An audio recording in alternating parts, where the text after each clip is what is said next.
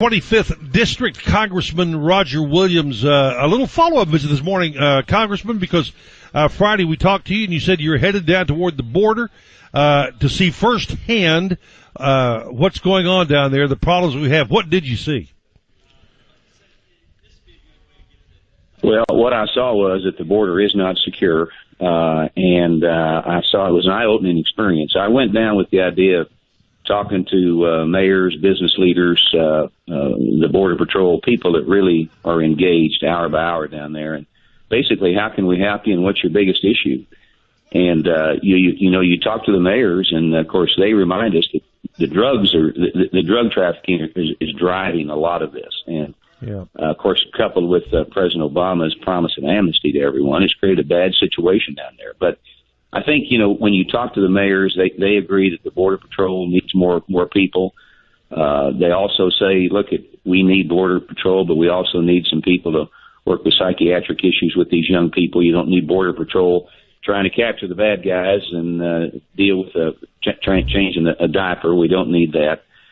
We all talk about this 2008 law that was passed that for reasons that never were thought it would have happened like we see happening now. But 2008 law says that people from contiguous nations, which from Canada or from Mexico, can be apprehended and turned around. If not, they have to have their day in court. That's a law probably we need to change when we get back to Congress to make it easier for these Border Patrol people to respond accordingly.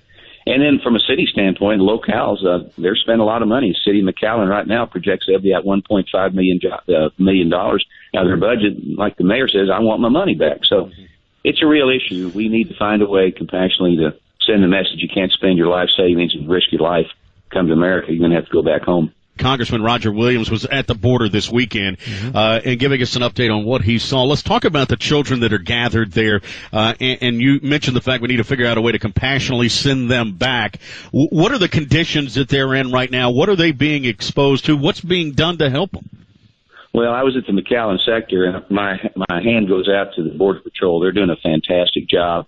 And it's tough. I mean, look at anybody that we are a compassionate nation, and when you see children in holding areas divided among age and sex and so forth, it just rips your heart out. What we saw down there, what I saw down there was the children being fed, the children being administered to from a health standpoint, and some being clothed.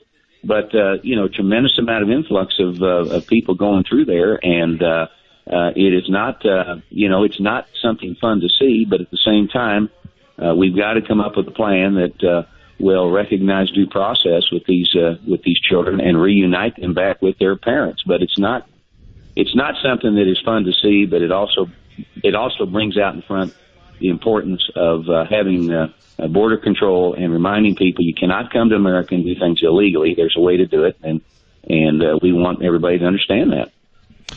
Well, I hope you get back to work in Washington and come up with something to shut this border problem down. Just to shut it down would be the first step, the problem, and then get everybody back home. I don't know where you begin.